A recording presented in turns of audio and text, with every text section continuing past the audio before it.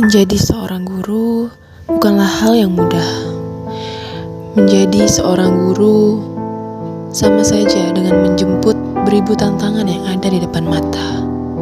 Karena guru bukanlah ribuan tentara yang berangkat berperang membawa senjata, tapi guru adalah pejuang yang berangkat berperang membawa ilmu dan kesabaran. Guru adalah ujung tombak generasi tunas bangsa. Gurulah yang pertama kali mengukir akan dijadikan apa generasi muda ini. Semangat untuk semua guru yang ada di muka bumi ini, dan semangat untuk kita yang sedang merintis menjadi seorang guru. Bismillahirrahmanirrahim. Assalamualaikum warahmatullahi wabarakatuh. Ibu. Assalamualaikum warahmatullahi wabarakatuh. Jadi kedatangan kami ke sini bermaksud untuk melaksanakan wawancara, yaitu untuk memenuhi tugas UAS dari mata kuliah profesionalisme keguruan yang diampu oleh Bapak Dr. Imran Mutakin MPD dan Bapak Joni Iskandar MPD. Nah, namun sebelum kita mulai wawancaranya, izinkan kami untuk memperkenalkan diri terlebih dahulu, Bu. Nah, perkenalkan, nama saya Hamidah Hasnah dengan nomor induk mahasiswa 120100071 dan teman saya Safina Tunaja dengan NIM 120120. Dan kami ini dari mahasiswa PGMI semester 3, Bu, dari IAIN Pontianak. Nah, kami juga ingin Ibu memperkenalkan diri dari alamat dan juga tempat Ibu mengajar serta jenjang sekolah yang Ibu ajar. Perkenalkan, nama saya Eka Mardiana. Saya tinggal di Sungai Raya Dalam, Komplek Fajar Asri 6, nomor A12. Saat ini saya mengajar di SMP Negeri 4 Rasojaya, tepatnya di Desa Bintang Mas. Jadi saya mengampu pelajaran bahasa Indonesia dari kelas 1 sampai kelas dari kelas 7 maksudnya sampai kelas 9. Oh iya, baik. Gitu. Nah, jadi kebetulan materi wawancara kami pada hari ini yaitu tentang tantangan, Bu. Tantangan seorang guru yang mana mengajar di tempat yang bisa dibilang pedesaan, Bu. Nah, kebetulan di sini kami mendapatkan informasi bahwa Ibu mengajar di tempat yang bisa dibilang pedesaan seperti itu, ya, Bu, ya. Maka dari itu kami ingin mencari informasi dan juga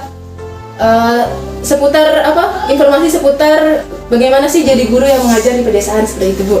Nah, jadi di sini sudah berapa lama Ibu mengajar di sekolah tersebut, Bu? Ya, jadi saya bertugas di SMP Negeri 4 Rasojaya itu mulai tahun 2015 sampai sekarang, yaitu tahun 2022 ya. Jadi kalau dihitung itu kira-kira 7 tahun. Sebelumnya saya 7 tahun juga mengajar di SMP Negeri 3 Ngabang. Itu selama 7 tahun, sejak tahun 2008 sampai 2015. Memang saya mutasi. Oh iya, jadi kalau di total itu sudah 14 tahun mengajar di sekolah SMP. Oh, seperti itu. Jadi Ibu pindah dari Ngabang ke Rasojaya sih? Iya. Nah, Bu, kalau boleh tahu berapa lama, Bu, jarak yang Ibu tempuh dari tempat tinggal Ibu sampai ke sekolah tersebut? Kalau jarak kira-kira saja ya, Iya, kira-kira kalau dari rumah itu 40 km lah. Dari rumah ke SMP Negeri 4 Rasojaya. Kalau untuk dihitung pakai jam tuh kira-kira Kalau berapa? dihitung dari pakai jam, tergantung. Kalau cuacanya lagi cerah, nah itu biasanya lebih cepat, bisa 1 jam sampai 1 jam 10 menit. Tapi kalau cuacanya sedang hujan, jadi karena jalan di sana agak becek gitu ya, jadi bisa lebih lama, sekitar 1 jam 20 menit. Lumayan lama ya, Bu, ya? Ya, lumayan. Nah, Bu, keadaan jalan menuju lokasi Ibu mengajar nih gimana, Bu? Menuju lokasi.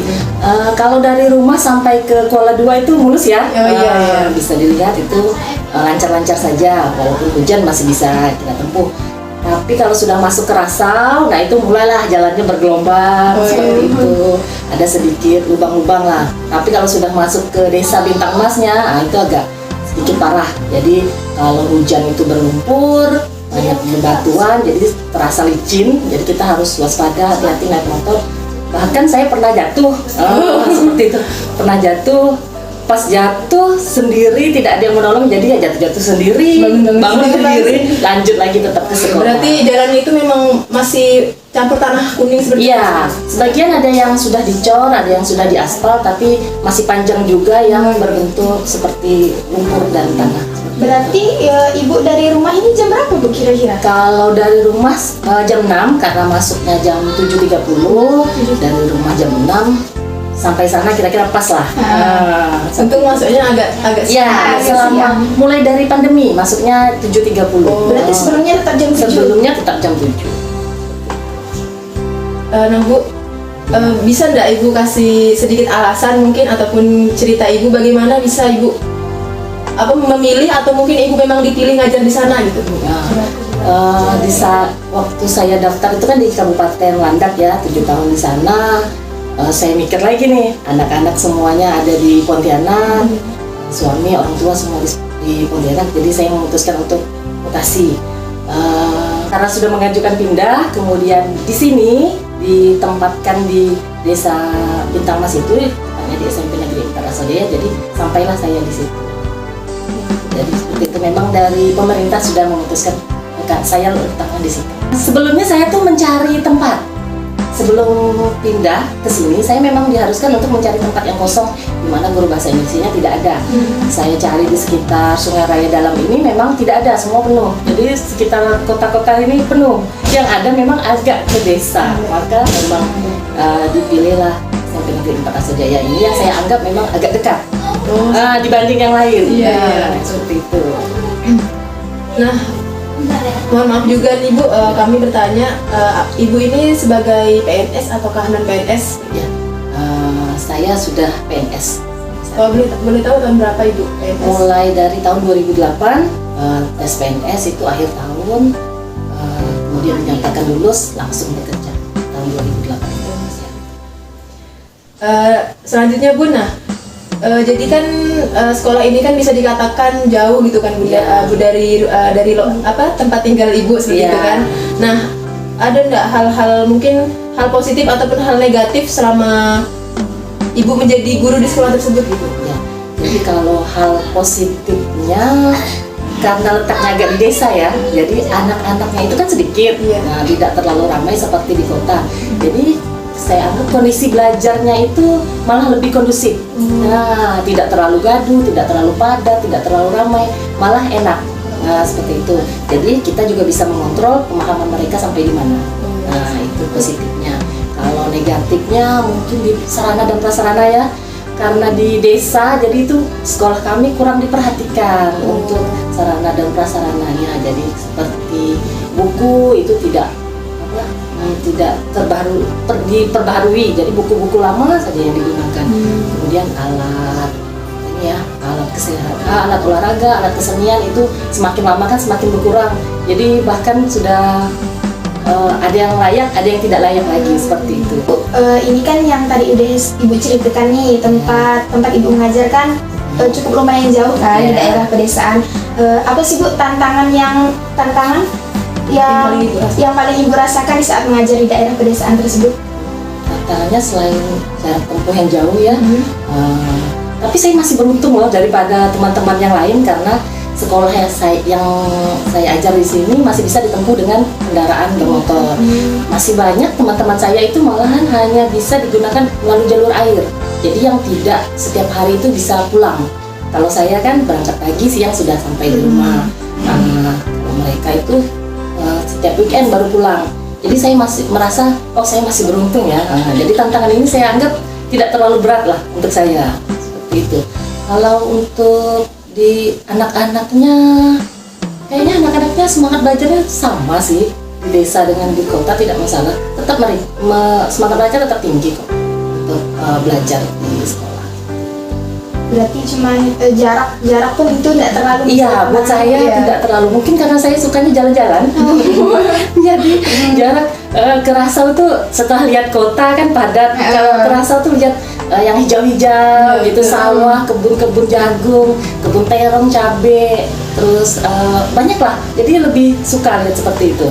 Walaupun jalannya jelek ya, tapi pemandangan kiri dan kanan itu bagus sekali. Seperti itu. Oh, jadi apa ya, ibu menjalaninya karena ibu menjalaninya dengan senang dan ikhlas, jadi kayak semuanya tuh tidak terlalu berat gitu. Iya, seperti itu. Kecuali kalau kita Saja. aku kayak terbebani seperti itu kan, pasti iya. akan terasa berat seperti itu. Iya.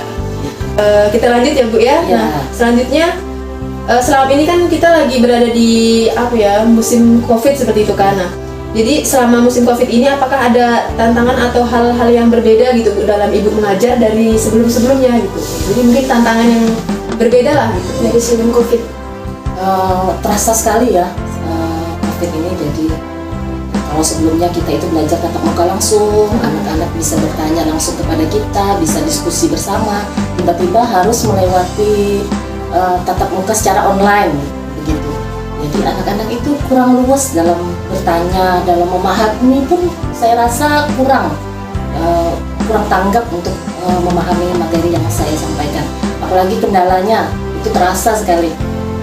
Mereka harus punya alat komunikasi seperti HP. HP pun tidak sembarangan kan, harus HP Android seperti itu. Terus punya HP tapi mereka tidak bisa setiap saat punya kuota. Jadi, apalagi mengingat orang tua mereka hanya sebagai petani yang hanya bekerja rambutan seperti itu. Jadi kuota itu sangat membebani buat mereka. Jadi kalau harus setiap hari kita belajar online itu memakan kuota itu buat mereka berat. Kemudian walaupun mereka punya HP, punya kuota, sinyalnya, sinyalnya belum tentu stabil. Jadi di desa itu saja, di beberapa bagian desa itu ada yang tidak terjangkau oleh sinyal. Jadi mereka harus kemana, ke suatu tempat untuk mendapatkan sinyal. Jadi seperti itu. Jadi kendalanya sangat dirasakan sekali untuk kami, guru maupun anak-anak lah yang sangat terasa. Mereka harus punya HP, mereka harus punya kuota, bahkan sudah punya HP dan kuota harus mencari sinyal yang stabil seperti itu. Nah, jadi kalau boleh tahu di sekolah tempat ibu mengajar itu berapa lama tuh Bu? Proses mengajar secara daring, secara online? Secara online. Kemarin hampir 2 tahun ya? Ya, hampir 2 tahun. Tapi mulai aktif bulan semester ini ya, Januari sudah mulai belajar tatap muka. Oh, bukan bulan ini. Semester lalu itu mulai Agustus kalau tidak salah, tahun 2021 sudah mulai tatap muka, hanya dibatasi. Jadi kami bagi 2 sesi. Bagi 2 sesi, jadi siswanya di kelas itu hanya 10 orang sampai 15 orang lah paling banyak. Kemudian jamnya juga dibatasi, pelajarannya juga dibatasi. Nah, kalau sekarang di semester ini mulai Januari siswanya sudah full. Jadi tidak lagi dibagi sesi, tapi jam mengajarnya sudah tetap dibatasi. Iya. Jadi tantangannya ada pada apa ya? Alat dari kita mengajar ini gitu. Iya. Saat COVID gitu. Saat COVID. Ya. Jadi mereka pertama misalnya kita bikin ini classroom. Bu gimana sih masuk ke classroom, join ke ini ya. Terus kemudian kita kirim PDF. Bu gimana nih HP nggak bisa dibuka sama PDF.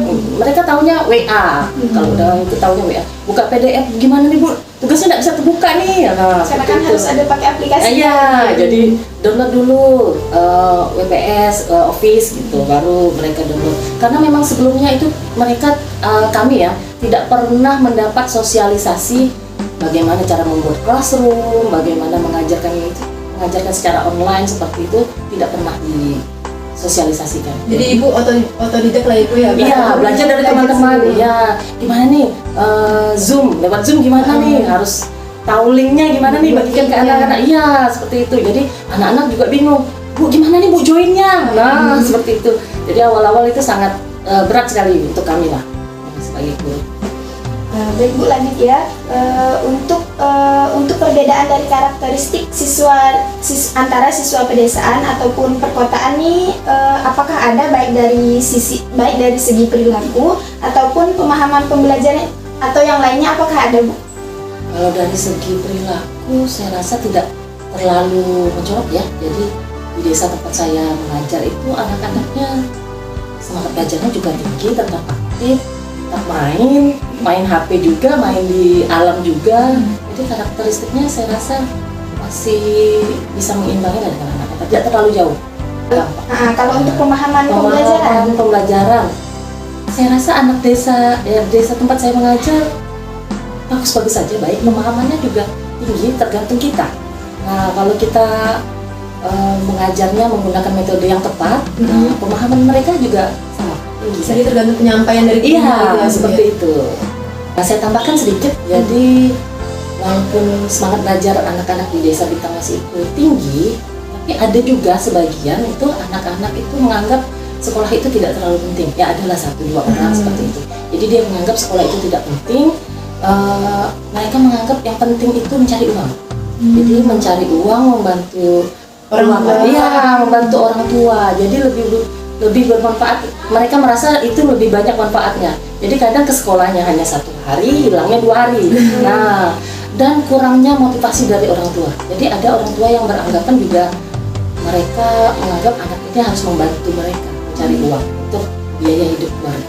Jadi ada yang seperti itu. Ya mungkin karena di sana tuh kayak masih pedesaan gitu ya kan? Iya. Jadi pemikiran orang tua tuh seperti pendidikan tuh tidak terlalu Tidak penting. terlalu penting, Karena iya. mungkin dari orang tuanya juga yang dulunya pendidikannya juga tidak terlalu sampai ke jenjang yang tinggi sih. Pekerjaan yang mereka geluti juga tidak jauh dari perkebunan atau pertanian. Jadi mengarit rumput atau membantu menanam Padi. padi, terong, cabai dan sebagainya. Seperti itu saja. Selanjutnya, bagaimana keadaan dari sarana dan prasarana di sekolah yang tempat Ibu mengajar? Apakah hal tersebut menjadi penunjang ataupun penghalang dalam pembelajaran? Ya, jadi kalau kondisi fisik di sekolah kami karena sudah 12 tahun beroperasi dan belum ada perbaikan, jadi bisa dilihat di beberapa bagian gedung itu sudah banyak yang rusak, seperti tiang-tiangnya, terus plafonnya itu sudah ada yang rusak di beberapa bagian. Terutama itu di bagian WC siswa, itu banyak sekali kerusakan di situ. Kemudian untuk sarana dan prasarana itu sangat minim sekali.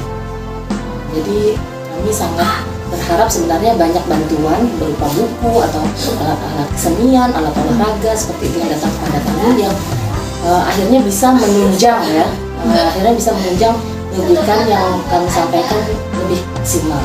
Tapi kalau saat sekarang ini saya rasa sangat minim sekali. Jadi kami harus pandai-pandai menggunakan metode dan media yang ada di sekolah untuk menyampaikan materi dengan sebaik-baik. Nah tapi itu apakah dari pihak sekolah tuh udah ada kayak mengajukan kepada pemerintah atau gimana tuh? Ya, alhamdulillah. Jadi sudah ada perbaikan untuk 3 kelas di akhir tahun kemarin. Jadi hanya kelas saja. Ini bukan bangunan baru tapi hanya renovasi kelas.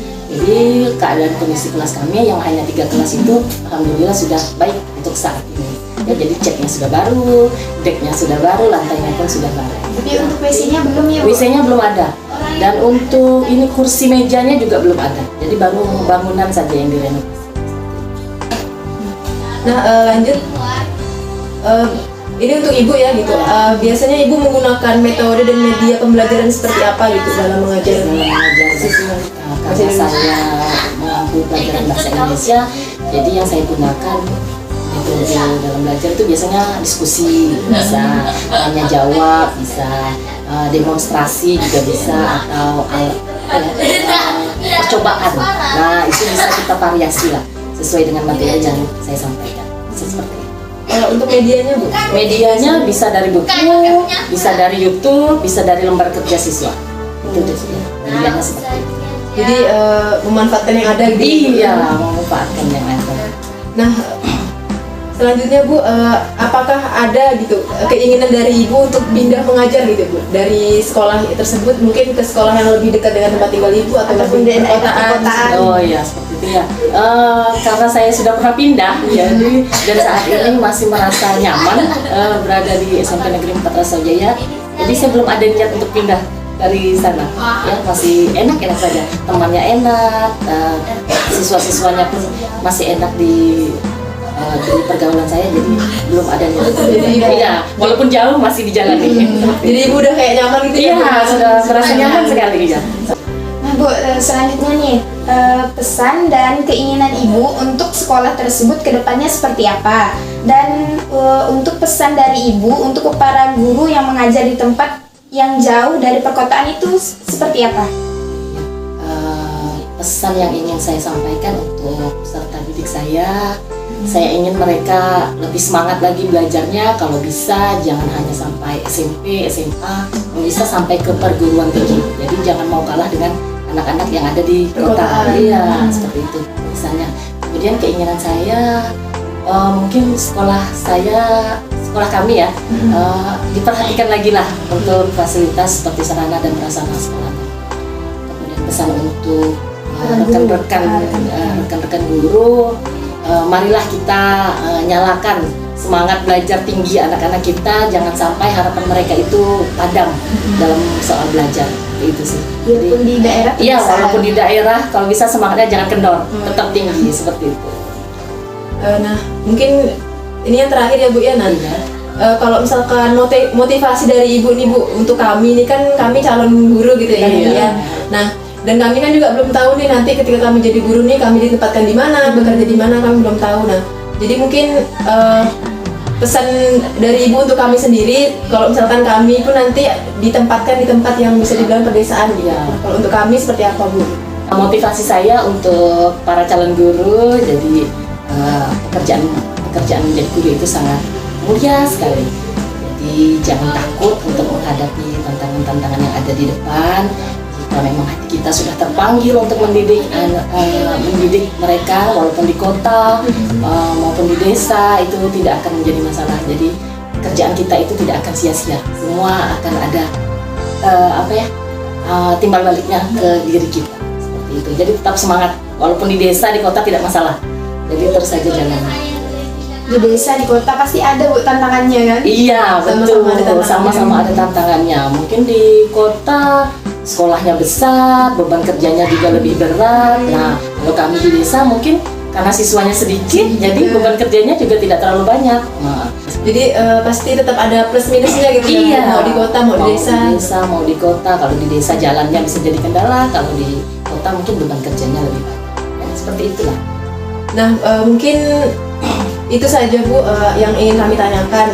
Nah, terima kasih banyak atas waktu dan juga kesempatan Ibu untuk mau menjadi narasumber kami seperti itu. Nah, kami di sini mendoakan semoga Ibu sehat selalu. Amin. Dan tetap semangat dalam menyampaikan ilmu kepada anak-anak bangsa walaupun Di daerah di daerah pedesaan gitu kan banyak tantangannya seperti itu. Nah, juga semoga kami calon guru bisa nantinya bisa mengikuti jejak Ibu seperti Ya, itu, bisa menjadi guru yang amin. semangat seperti itu. Nah, mungkin itu saja wawancara kita pada hari ini Bu. Terima kasih banyak sekali lagi. Kami akhiri. Wassalamualaikum warahmatullahi wabarakatuh. Waalaikumsalam.